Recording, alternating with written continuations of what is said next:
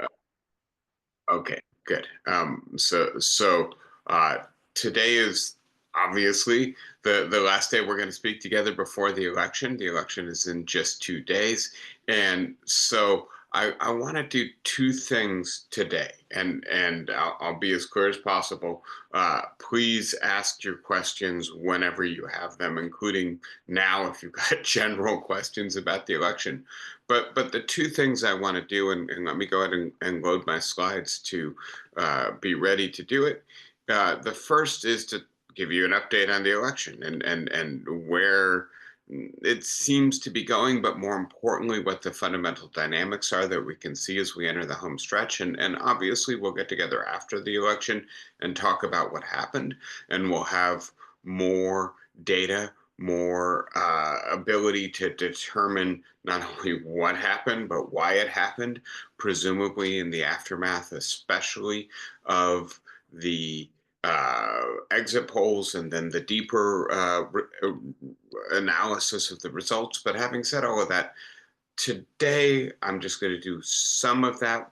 What I want to really do is focus not only on the election and what's driving it as far as we can tell, but also on the fact, and again, I think this is just essential to pay attention to, that we are holding an election at a moment when the fragility and decay of American democracy is increasingly apparent in the way in which this election is unfolding.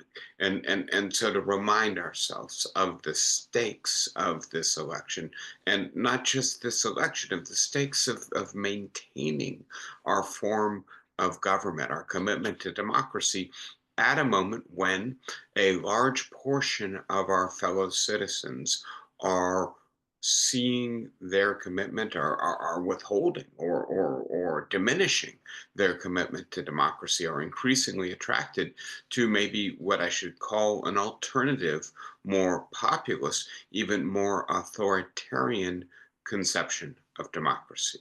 And so bearing in mind not just the stakes of 2024, but the neglect of the deeper stakes, the stakes of maintaining democracy, of the difficulty that having an 18th century constitution in the 21st century poses for us doing this, and the global trend in favor of populism, nativism, authoritarianism in the democratic world, I think should be part of what we bear in mind as we decide what we're going to do in the aftermath of this election. To make it right abundantly clear, this election is impossible to call in advance with any confidence whatsoever. As you can see, I have three models on the board. All three favor, I'm sorry. I think if I had the economists updated, that's from last night as opposed to this morning, what we would see is all three favor Trump. But having said that, all three favor Trump by such a tiny margin that this is completely within the margin of error, completely undecided.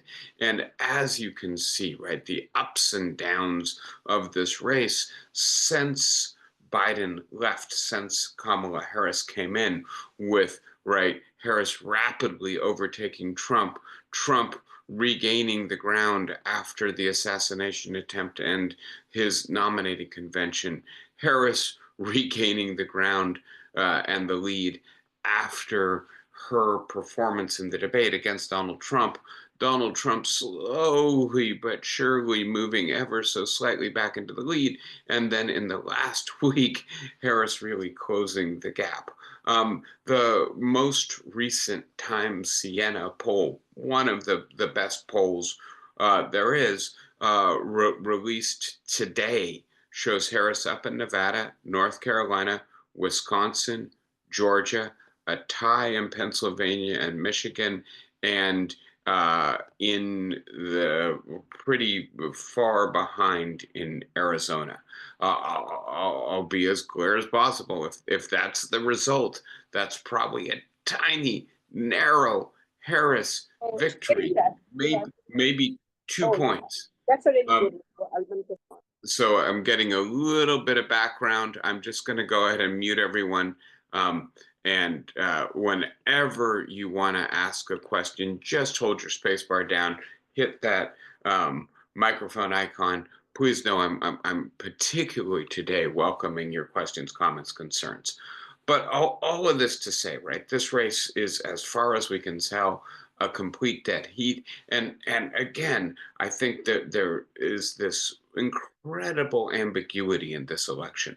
On the one hand, what we might call the fundamentals, right? Especially the deep anti-incumbent mood, not just in the United States, but in the democratic world.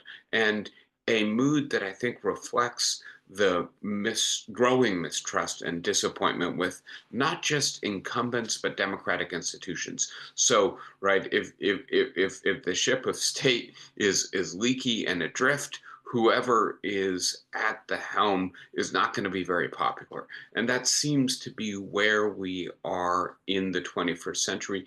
Democracy is not meeting the demands of citizens. Citizens are discontent, and they take their discontent out on whoever is in charge. Harris is associated with the current administration. Donald Trump is no longer in power, and therefore the fundamental dynamic favors Trump. I will point out to you, not quite as strongly as it did maybe when Biden, the true incumbent, was the candidate, but nevertheless, it is a uphill battle for Kamala Harris, and in ways that I think we're all noticing. She's run a very cautious, very, I think, in terms of campaign strategy, conservative campaign. And this may ultimately be to her advantage. She's an unknown quantity in American politics, at least much less well known than Donald Trump or Joe Biden. And she hasn't wanted, in this very narrow right time frame that she has, to make mistakes that she does not have the time to recover from. In a sense, I think it's an appropriate strategy, not for a person generically in the situation Harris is in, but for her, someone who has come in without having had the prior introduction, testing, and strengthening that a primary campaign would have produced. This is very brief, and some of this stuff we spoke about last week. Trump is favored on the economy, which is the most important issue for most voters. Harris is decisively favored on abortion, which is the second most important issue, and may in fact be a more potent, a more forceful, a more motivating issue. The economy seems to be, right, something that people favor Trump, but slightly on. Abortion may be a more important issue. If the economy takes a downturn for another couple of years, that's not good, obviously. But if you are denied the right to potentially life-saving health care because of a ban on abortion and the ambiguity about whether that health care represents abortion, that's a much more fundamental threat to your rights, to your health, to your life. And so it may be, although less important, that abortion is more potent, more motivating. Immigration, I think a fundamental issue around the world, a fundamental failure of Joe Biden's administration, not necessarily in terms of humanity or policy, but certainly in terms of politics. The liberalization of immigration policy will certainly, I think, be understood to be the primary drag on Biden and Harris in 2024. Now, democracy running a distant fourth, with Harris only slightly favored on democracy. Let me now notice something here, right, which I think is important. This is a Gallup poll from just 2 days ago, which is that Democrats are more enthusiastic by a full 10 points than Republicans voting in this election. That what we're seeing in the early voting data, the people who are turning in their ballots now or over the last few weeks, as opposed to the people who are waiting until Tuesday to vote, is that women are voting more heavily than men in places where we can get some electoral data. I'm sorry, partisan data. We see Democrats voting more heavily. That would accord with an enthusiasm disparity. And please note, right, that the people who didn't vote in 2022, whether they're Black, Hispanic, white with a college degree, white without a college degree, tend to favor Donald Trump. So if there is less enthusiasm, less turnout on the Republican side, it's a double disadvantage to Trump. Not only does it mean there are fewer people who are enthusiastic about him, but the people who are less likely to vote are actually more likely to favor Donald Trump. I'm going to just continue with a little bit more information here. I think this is extremely important, and I'm going to represent this in a couple different ways. But the two big gaps that are emerging in the electorate of the 2024 election, at least as far as the polling reveals. And again, we have to be careful. We don't know how predictive the polling is, but there's no reason, I think, to completely mistrust this aspect of the polling. Some of the stuff about who's going to win which state, very often wrong, certainly a margin of error. But when it comes to the gender gap, right? Trump +8 with men, Harris +9 with women, that's a big gap, 17 points. When it comes to the non-college or the education gap, Trump +10 with people who don't have a college education, Harris almost +20 with people who do, right? Again, 29% gap, giant. And if we then look at the intersection of gender and education, right? Men without a college degree, +16 for Trump, but dwarfed by women with a college degree, +27 for Harris. You put those two together, you have a 43% combined gender education gap.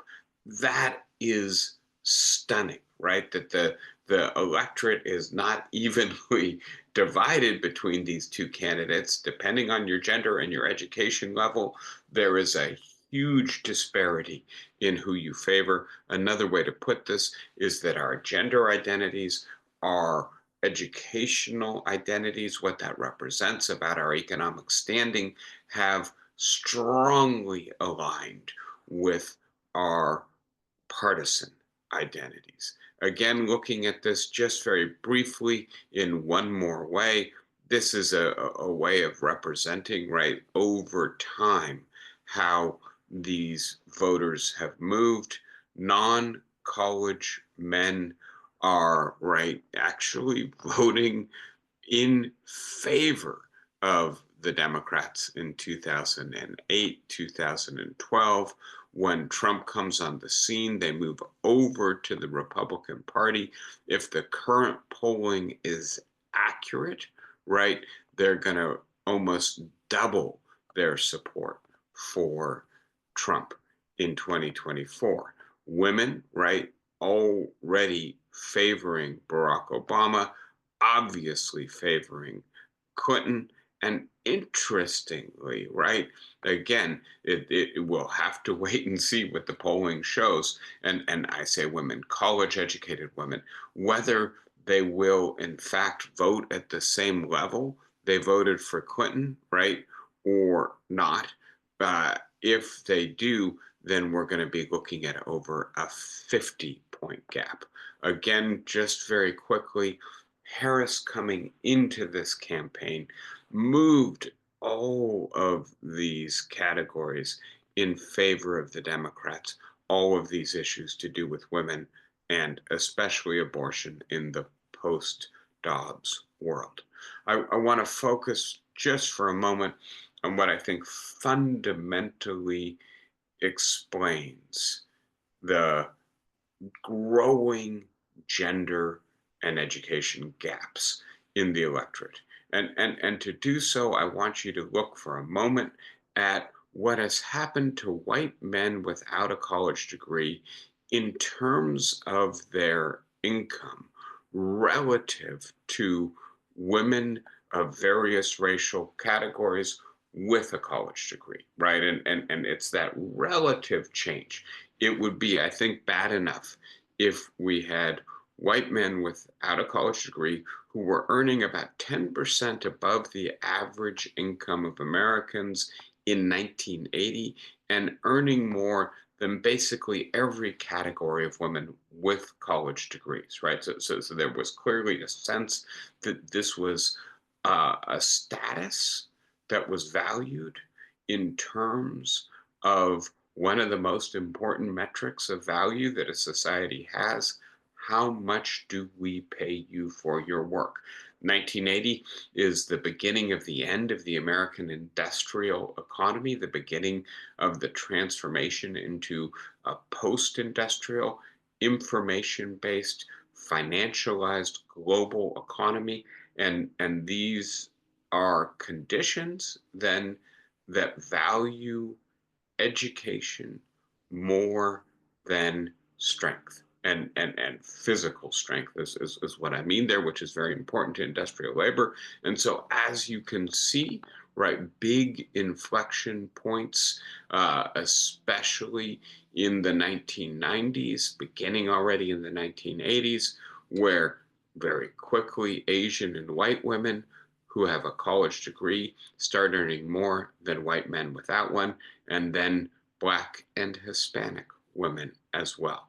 And so the idea that this is driving a politics of anger, right?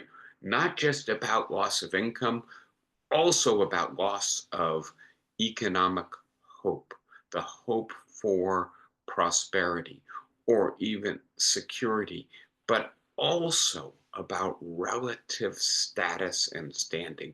I used to be valued by my society over other people, and now other people are valued over me.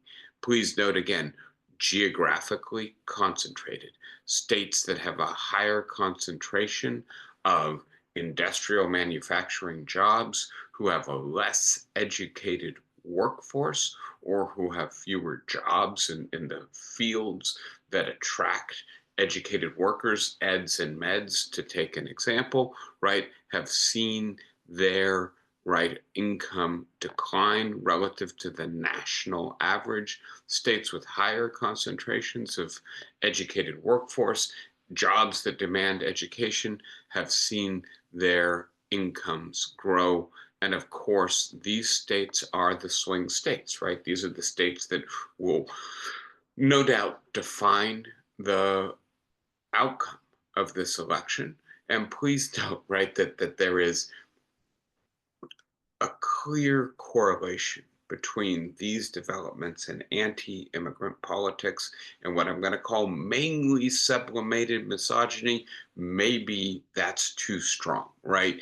Trump is calling Harris a dope, low IQ, a retard, and an affirmative action hire. He's talking about protecting women, whether they like it or not, right? This idea that Trump is trying to perform both a kind of exaggerated traditional masculinity with Hulk Hogan and the head of the UFC campaigning for him at the Republican nominating convention and in his closing argument in Madison Square Garden, and that he's also right articulating violent fantasies against his female critics, like Cheney, right? And we then add, obviously, anti-immigration has been central to his campaign, and the idea that it's not just white women, it's Asian women, it's Black women, it's Hispanic women who have leapfrogged white working class men in the 21st century seems to be very critical to his support very quickly, right?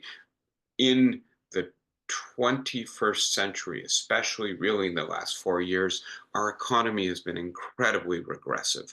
The big income gain has gone to the top 0.001%, the top 1%, the top 10%, the bottom 50% have been left out, the bottom 10% almost completely static. As I pointed out to you last week, the irony of this election is that Joe Biden has reversed these trends, right? And he's not going to get any credit for it. Harris is not going to get any credit for it in 2024. Inflation, immigration are too much on people's minds, but it's also the case that having reversed this trend for 6 months or a year, right, is not going to counteract the memory and the injury of 40 years of declining income or 40 years of decline in relative standing and the status harm that that does. So again, Biden did better, probably not going to help very much. What I want to point to very quickly again is the sense that the Democratic Party has become the Brahmin left, has become the party of the affluent, of the college educated. And that's not accurate, right? But that is clearly the campaign message of Donald Trump. And it is unfortunate when Joe Biden kind of steps on his own lines and appears to increase the mistrust of ordinary working class men for Kamala Harris. She's not the same color as them. She's not the same gender as them. She doesn't come from the same background as them. Why should they believe that she will have their back, that she will do things that are good for them, that she will prioritize their interests? And don't get me wrong, I believe she will more so than Donald Trump, but I also believe that in the 21st century, it is rational to be skeptical of a politician's promises, right? We promise big and then we deliver small. And although those goods that are delivered, Obamacare, Biden's stimulus plan, the Inflation Reduction Act, saving the automobile industry, if you're talking about Barack Obama, those are all things that have benefited precisely the people who are turning against the Democrats, and yet they haven't benefited them enough. And so Harris, Biden are in the tricky position of saying you would be worse off if you hadn't had us in power. True, but we know you're still badly off and we need to do more. And by the way, it's not like we haven't been trying, but our institutions don't let us do it, right? And so the idea that the Democratic coalition is one that is of the most affluent and the poorest voters in terms of the largest share of the electorate that votes for the Democrats, that it is primarily urban and dense suburban people, is making it more difficult for the Democrats to win, especially given the way the Electoral College amplifies the power of the smaller, the less densely populated states in our country. Again, really quickly, the idea that Harris is losing some support with Blacks and Hispanics. This is the Times Siena poll from 2 weeks ago. Today's poll seems to show, I didn't have time to get a diagram ready for you, that it's actually the case that she's doing a little bit better with African Americans and Hispanics than she was 2 weeks ago. I think a significant portion of this is to do with the insulting language that was used at the rally for Trump in Madison Square Garden a week ago. Some of this may just have to do with voters of color coming home to the Democrats. I will note, right, depending on whether we're talking about 2012 or 2016, late breaking undecided voters have moved in different directions. In 2020 and 2016, when Trump was on the ballot, they moved in Trump's direction more than they moved in Clinton or Biden's direction or a third party candidate's direction. And we don't know if this will hold for 2024. If it does, I think there's a logic to it, right? Undecided voters who are undecided on the eve of the election are not paying a lot of attention to politics. They're generally a little disengaged or even alienated. They're looking for something different. And Donald Trump's brand is as something different, a disruptor. So we will see soon enough. All right, having given an update, right, on what I see as the most important trends in the election, right, as we look on Tuesday, we're going to have to ask, how do college educated women vote? Do they vote in large numbers? Do they vote dominantly for Harris? How do white men without a college degree vote? How do black voters, how do Latino voters vote? So lots of things to be looking at. I'll say this very quickly, and you can ask questions about it if you want, make comments about it. I don't have much fear that this election will not be tallied correctly, that the registering of the vote will go reasonably smoothly, that once registered at the level of first the county and then the state, that the results will be successfully transmitted to the Electoral College, and that the Electoral College will successfully register the outcomes of the vote. That doesn't mean that there aren't a lot of people elected to clerk positions who are there precisely because they deny the outcome of the last election and they believe that there's a likelihood of fraud in the current election, right? They campaigned to contain that fraud, to keep another election from being stolen. But the actual latitude in our electoral process for a county clerk whose job is really just ministerial, really just about registering the outcome that is tabulated by others and not about actually auditing the outcome. That has to occur later in the process. So I don't think that the likelihood of much mischief occurring at the level at which people who, in a sense, have been elected to do mischief, I don't think that that's very likely. What I am much more concerned about, and I'm not alone in this, and this helps to set up the next topic, is violence and violence after the election occurs, and especially concerted violence if Donald Trump loses this election, right? And if he does what by all accounts it appears he's most likely to do, which is to deny the legitimacy of the outcome and to urge his supporters to protest the outcome, that is genuinely dangerous. And then I would add, right, that what we see is the Russians in particular are already using disinformation on social media to try to cast doubt.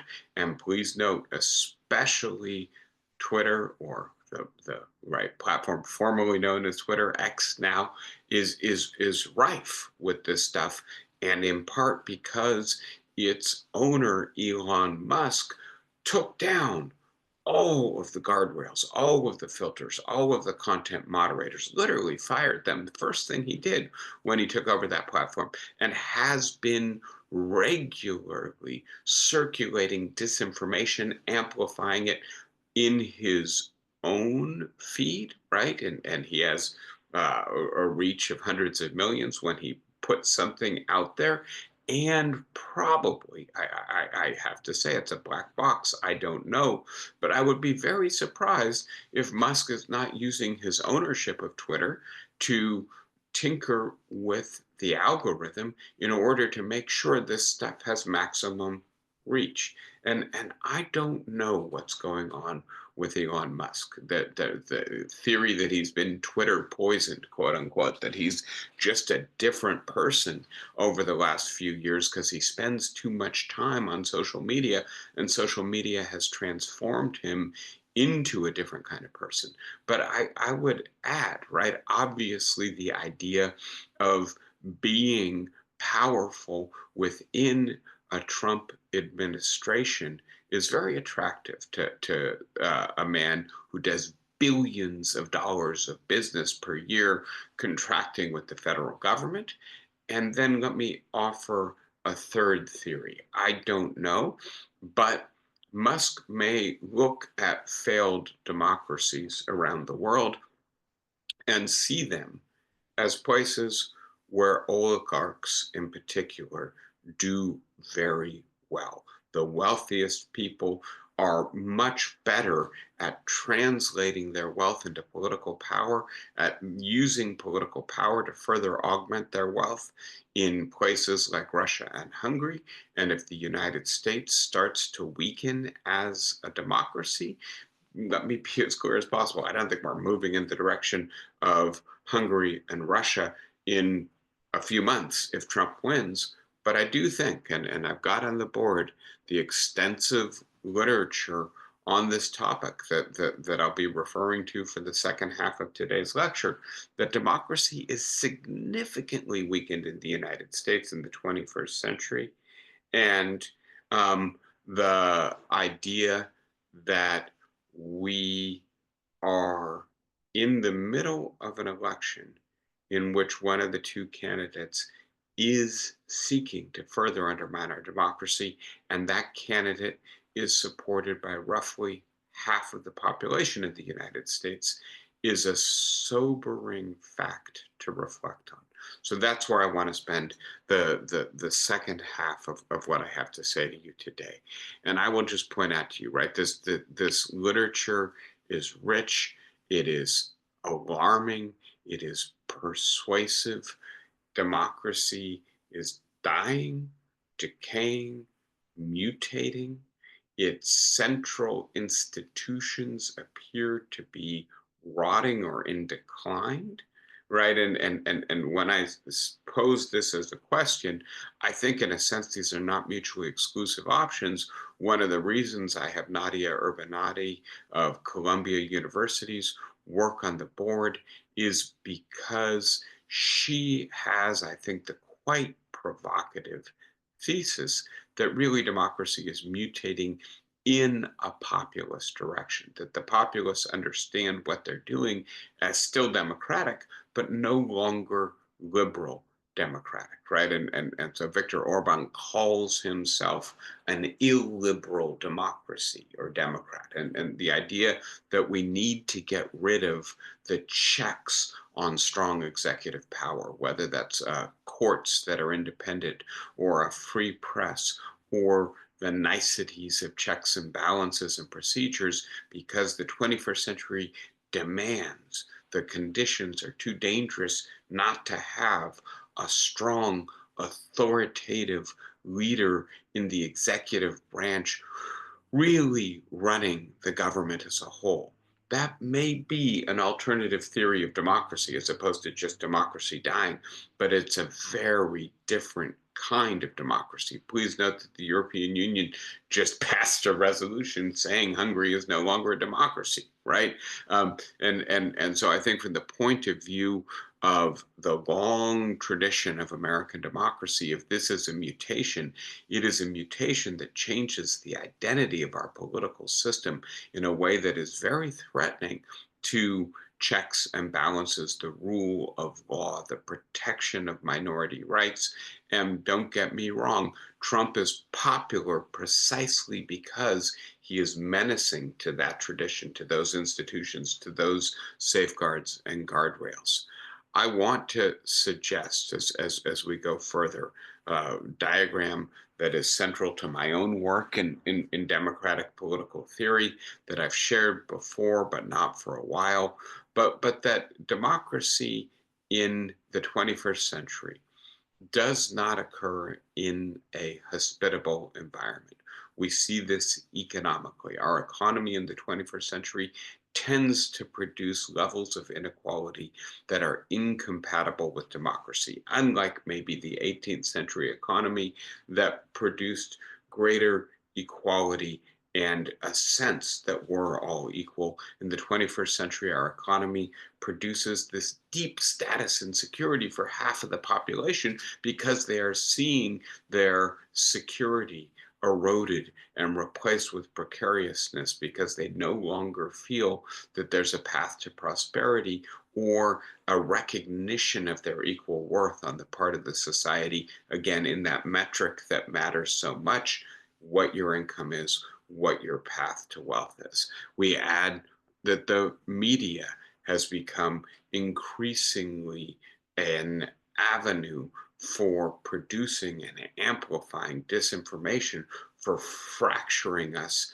as a society, for dividing us into hyper polarized groups, into groups with amplified fear of and anger at each other. Again, I think you get the sense, right? Democracy might have been met halfway by favorable social and cultural and technological conditions in the 19th century, in the 18th century, in the first half of the 20th century, not the case in the 21st century. So either we work to protect democracy from the hostile social, cultural, technological, environmental conditions, and we have neglected that, or we have to repair democracy once it begins to break down. And that involves not only repairing our elections or our central democratic institutions, it also involves repairing democratic culture,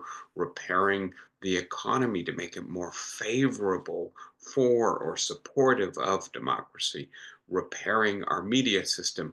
This is where we are, right? And let me just be as clear as possible on this point. There is a 50% chance that Donald Trump will be the next president of the United States. If we dodge that bullet, as opposed to breathing a sigh of relief. Don't get me wrong. We should spend a week being right deeply relieved that we dodged the bullet. But we also need to recognize that having dodged the bullet doesn't mean the bullets are going to stop flying, right? That this is a symptom of a democracy in decay. And if we're going to reverse the course, it's only going to be through concerted collective action that starts, by the way, among other avenues, by saying to the people who voted for Donald Trump, we're glad you lost, but we also recognize that you are our fellow citizens and we need to work with you to figure out what we can do to make you have greater trust in mainstream Democratic candidates and Democratic small d, not the party, but Republicans, Democrats, independents who support democratic institutions. So, right, we've talked about this at points in the past. We are not just accidentally. It's not just because Donald Trump is this incredibly charismatic television personality and narcissistic psychopath who happens to be appealing to half the country that our democracy is in trouble. Our democracy is in trouble for structural reasons. In those structural circumstances, a politician like Donald Trump, who in an earlier era probably would have had no avenue to leadership, to being president, to being a successful presidential candidate 3 cycles in a row.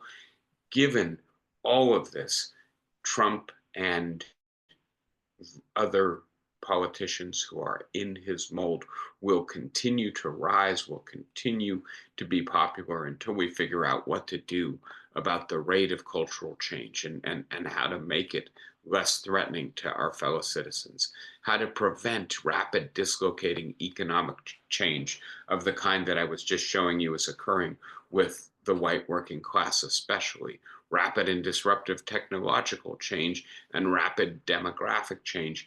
You put all of that together, and right, people really feel, a substantial portion of our population, that our society is changing way too quickly and in ways that are very threatening to them.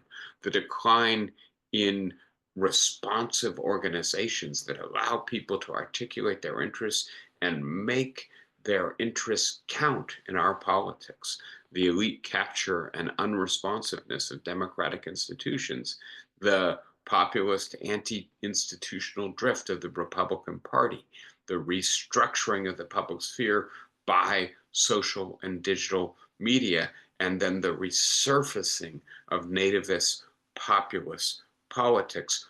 All of this together, we have to be alert to the fact. And obviously, if Donald Trump wins the election, there'll be no escaping that democracy is really in danger in the United States. But if Harris wins, again, I think we do ourselves a disservice if we just say, "Shoo, it's over. We got another 4 years of a good president."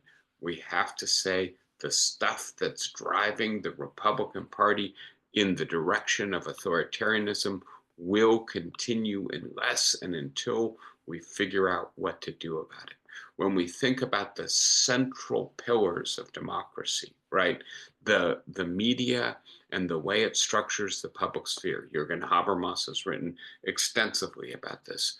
The party system, and in particular, whether or not conservative parties display fidelity to democracy or instead turn against democracy and the rules of the game when they can't win within those rules. Daniel Zablat has written extensively about this. And then finally, the responsiveness of democratic institutions themselves. Do elections generate a sense that the government is passing policies that respond to the people's interests?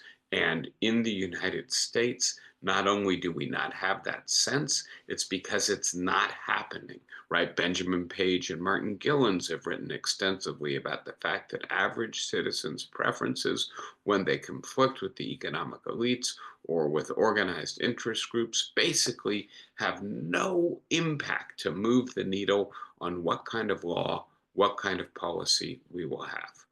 Again, I'm sorry for synthesizing so much so quickly, but I do want to make sure we have this in mind. Having spent months talking about this election, let's have all of the concepts and categories that are going to help us to understand what happened on Tuesday, right? As well as what we can do about it on our minds as we enter this election. So this is a diagram I've generated based on the theory of Emil Durkheim that I think is very important in contemporary society and culture. Our society is becoming less traditional. I think there's no doubt that we're well on our way to a transition to a post-traditional society. The very core identity of a person to do with gender and sexuality is no longer fixed or determined by their biology. And this is loosening the roles, the expectations, the intelligibility of persons to each other. My father walking across Sarah Lawrence, staring at a student because he can't categorize them. Is that a man? Is that a woman? Right? You know, that's a rather typical experience. I'd say, 1 in 5 of my students these days does not like he, her pronouns, wants to be a they or a them. And so the loosening of moral regulation and social integration that comes with the transition to a post-traditional society. I hope you're with me. Let me know if you're not, right? Some of us experience this as the creation of a more satisfactory, more legitimate, liberating new set of social norms, right? okay, so I'm not going to know what pronoun in advance my students want to use just by looking at them, but that gives them the latitude to better define a gender identity that meets their experience of themselves and their experience of society or their relations to their peers. Fine. I actually like that. I think that's a good thing, right? But a large portion of my compatriots see this as moving out of the circle of healthy moral regulation and social integration and into the domain of enemy and egoism. We just have no rules anymore, and everybody just does whatever the hell they want to do. This is anarchical, right? And so I do think that there's a lot of that in our politics right now. Dr. Perez as asking, are enemy and fatalism opposite poles of disposition? And yes, and let me be as clear as possible. Not of disposition per se, Michael, but of a society that does too much moral regulation, right? Has too specific norms, or right, alternatively, social roles. Your only allowed to do this because you're a woman. You can only be a housewife. You can only be a care provider.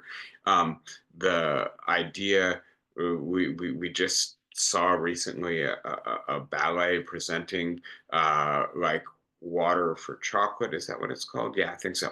And the idea that the firstborn daughter just has to be the caretaker for the parents in traditional Mexican society, and that if the firstborn daughter falls in love with somebody and wants to marry that person, too bad, right? That gives rise to fatalism. So there's nothing I can do. My life is determined for me by my society's expectations on me. The opposite of that, and frankly, where many conservatives fear we're headed today, is enemy, right? And that's a term that is derived from the Greek term nomos, which refers to laws and customs. The total absence of laws and customs. You're a firstborn daughter, but it doesn't matter. You have no obligations to your parents, no expectation that you're going to care for children, et cetera, and so on. And right, is that basically giving people so much freedom, so much latitude that they can't make meaning out of their lives, that they can't make themselves intelligible to each other. And here I think Durkheim's fundamental insight is we don't just make our lives for ourselves, we make our lives given the social roles available to us, made available to us by our society. And we need to have a rich, robust, meaningful range of identities available to us. When society doesn't do that, many people feel lost. So that's the claim, right? That we are moving in the direction of too little moral regulation, too little social integration, and in those circumstances, people feel higher levels of normative threat. The evidence for this is pretty clear, right?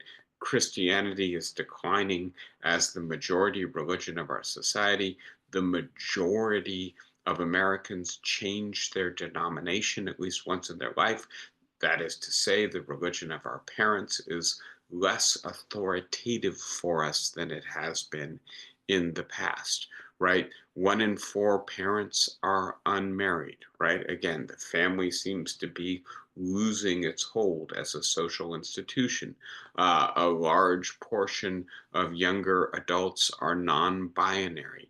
A rising share of US adults are living on their own without a spouse or a partner. Women are outpacing men not only in income but in college education. That's very challenging to traditional gender norms. You put all of this together, and Karen Stenner, who's done very good work in political psychology, suggests, among others, that your politics tend to shift during periods of high normative threat. from a traditional left-right spectrum, right? Are we going to have more government regulation, more redistribution, or a smaller government that does less in regulating our economy and society? That's a traditional ideological divide when culture seems stable.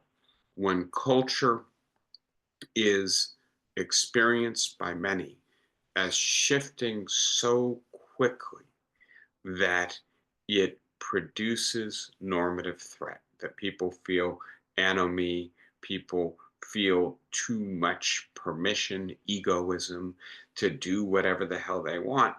Many people will say, we want government to stop the decay of our culture, to arrest the rapid, accelerating movement into anarchy. And what that requires is a stronger government, a government that can actually reimpose tradition on us once we no longer voluntarily reproduce it ourselves. And that requires authority, authoritarianism, right? And so the reason that Trump is a dominant figure, that populists are so important throughout the democratic world, is because we're making this transition into a post-traditional society, and this reorganizes the fundamental axis of competition in our politics. And again, I don't want to suggest it's exclusively about this, but I do want to suggest this is very important that we bear in mind as we think about what's happening in 2024. Let me then add the racial dimension to this. I've got two quotations for you. One of them from a very important 20th and 21st century legal philosopher, Ronald Dworkin. He says in his book, Freedom's Law, which is about the moral reading of the American Constitution, people fervently want to be governed by a group, not just to which they belong, but with which they identify in some particular way. They want to be governed by members of the same religion or race or nation or linguistic community rather than by any other group. And they regard a political community that does not satisfy this demand as tyranny, no matter how otherwise fair and satisfactory it is, right? And so again, the anti-immigrant politics that are so powerful in the democratic world in the 2020s reflect the idea that the level of immigration that we're seeing in the United States, 14, 15% of our population foreign born, just erodes our social cohesion, makes us no longer have a shared identity as a society, undermines the solidarity and compassion necessary to protect and do what we can to sustain the prosperity, to avert the precariousness of the bottom portions of our society. Adam Sewer, in a contemporary journalist, writes for The Atlantic, has a book, The Cruelty is the Point, and in his article, The New Reconstruction from 2020, he says, look, there has never been an anti-racist majority in American history, but there may be one today in the racially and socioeconomically diverse coalition of voters radicalized by the abrupt transition from the hope of the Obama era to the cruelty of the Trump age. All political coalitions are eventually torn apart by their contradictions, but America has never seen a coalition quite like this. And again, please note, it is Kamala Harris, right? The daughter of two immigrants, a woman who is obviously a woman of color, biracial, African American in terms of her self identification, who is the leader of the Democratic Party, who probably will win the majority of the Electoral College votes. And that is, again, deeply threatening to people who want to be governed by the members of a cohesive nation, often defined in terms of a clear majority. Let me share with you for a moment the kind of thinking that I think informs 21st century politics. And I'm going to go back to Carl Schmidt.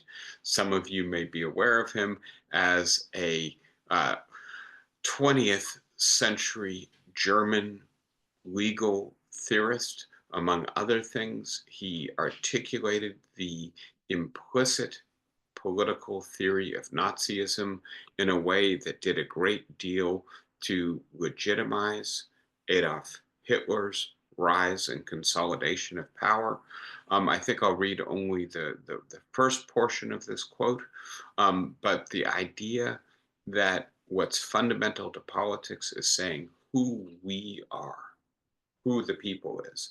And that involves saying who we are not, right? You can't constitute an identity without drawing a distinction that marks your identity as different from other identities. And very often, the appeal of politics is in marking an identity along a friend enemy axis.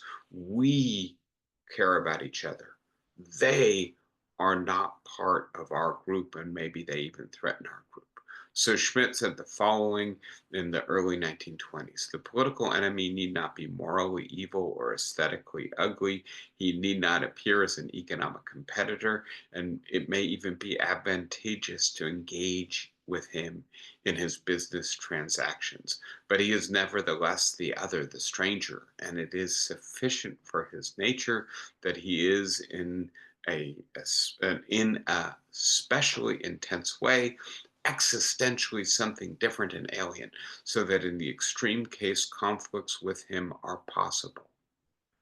Right. And I think that again, the idea that when you feel things are falling apart, things are changing too fast, you want to identify somebody to blame, right? Somebody whose fault it is, somebody you can fight. And this is the role that identifying an enemy plays for us. So let's see. I've got another couple comments in the chat.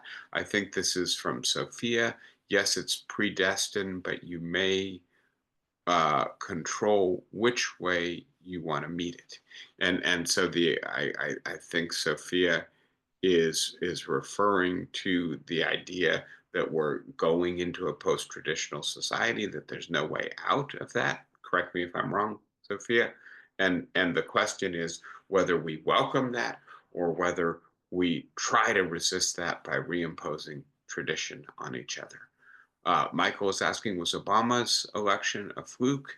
Is Kamala the real momentum for a consciousness shift in the identity of America? I want to say two things to your question, Michael, and I don't have any clear foresight of what's going to happen in this election. I think if Harris wins this election, you may need to say, no, Obama's election wasn't a fluke. If Harris loses this election, and if the Democratic Party goes back to primarily nominating white men, and it appears that white men are the people who are capable of assembling a successful coalition for the Democratic Party, then you may say Obama's election was a fluke. But the deeper thing I want to say is, look, I think Sewer is right. I think that the majority of Americans at this point actually are willing to be ruled by a woman, willing to be led, willing to elect a woman as president, willing to elect a woman of color. I believe Kamala Harris will win the majority of the popular vote. That seems to be where the polls are pointing, at least. And there's no reason to believe that isn't possible in the 21st century. The question is, right, whether our institutions, and in particular the Electoral College, will allow majority support to translate into actual electoral victory. And there, right, the issue is in part that it's going to come down to some very peculiar voters in a handful of states that are the swing states in the United States. That's not a great way for a democracy to work, right? Uh, we, I believe, are ready for this as a people, whether or not the Electoral College allows us, the people of the United States, to translate our majority support into that shift, into that transition, into post traditional, more progressive politics is a big question. I will then add, it's not just the Electoral College, it is the Senate, it is the peculiar procedural rules in Congress, it is the Supreme Court, it is the possibility, I think the likelihood, that we will have a partisan split in government. Even if Harris wins, she's not going to be able to legislate much. The same was true for Barack Obama. He had basically a year and a half in which he could legislate. Much of that time, he was managing an economic crisis. And so it's one thing for us to elect progressive, biracial women presidents and leaders. It's another thing for them to be able to actually pass laws that lead us to support them and their agendas going forward. I believe that if Obama and Biden and Harris could legislate successfully, we might see the kind of shift in American politics that occurred under Franklin Delano Roosevelt, in which progressive political change produces over time its own constituencies. There's no way people are going to vote against Social Security, Medicare, or Obamacare in the third decade of the 21st century, right? But it took 10 years for Obamacare to really take hold, for people to recognize its benefits, to recognize that they don't want it to go away. It was very unpopular for its first decade in action.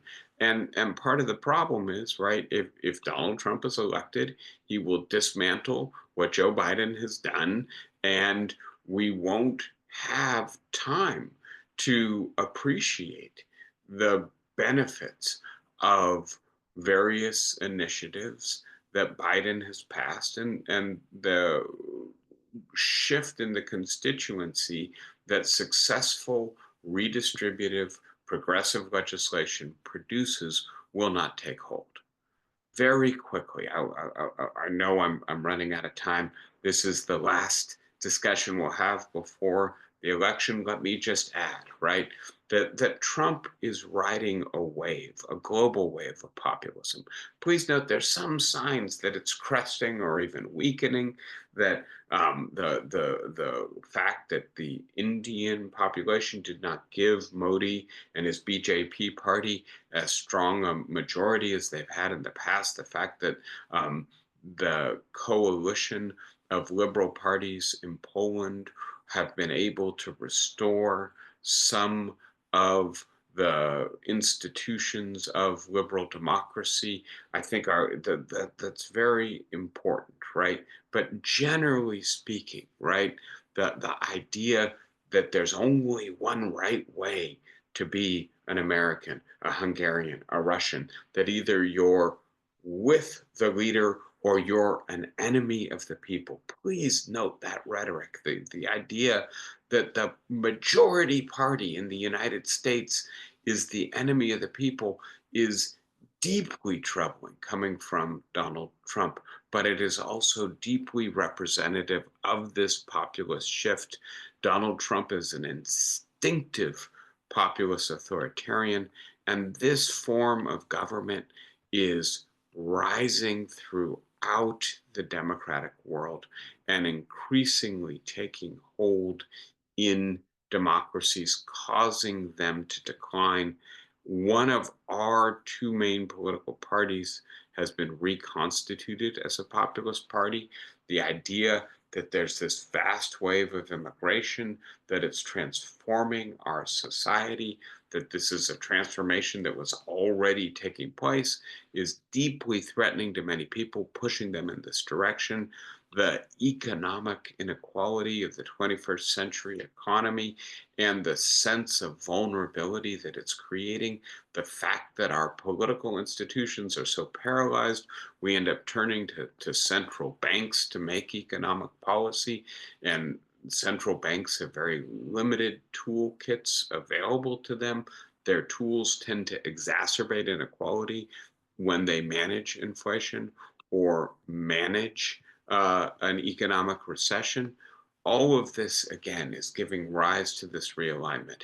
And I think the Republican Party is well on its way, right, to being just completely reconstituted as Donald Trump's MAGA party that is an ethno-racial, traditionalist, populist, authoritarian party.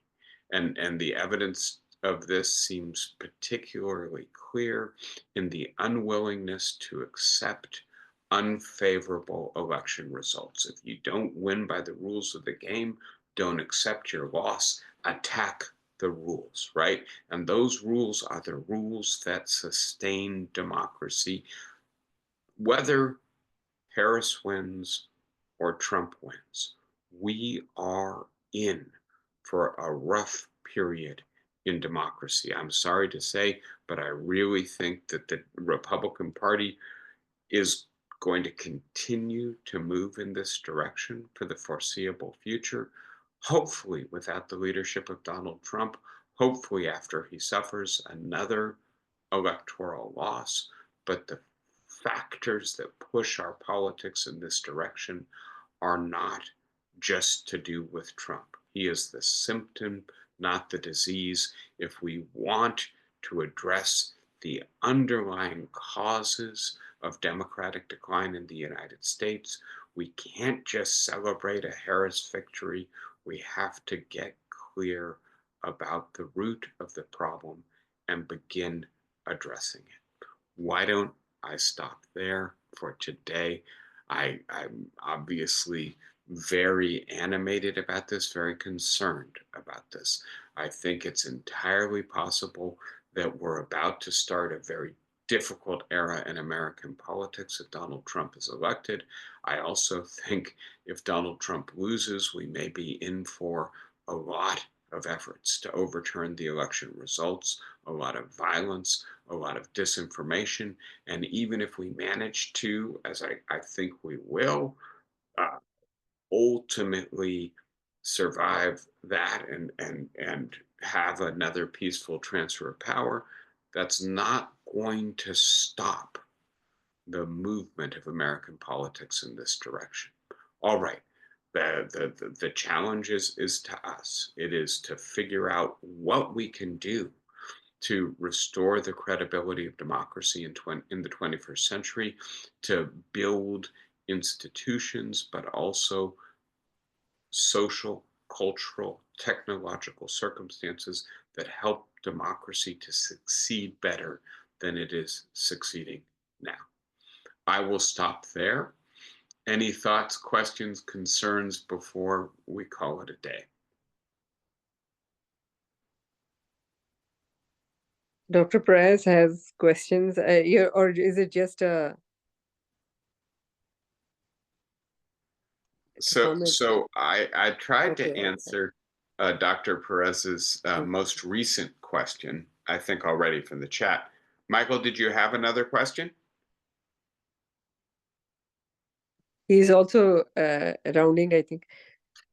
Yeah, maybe a patient needs his So attention. are we gonna put a wager on who's like? Do you have any bets? Who's gonna win?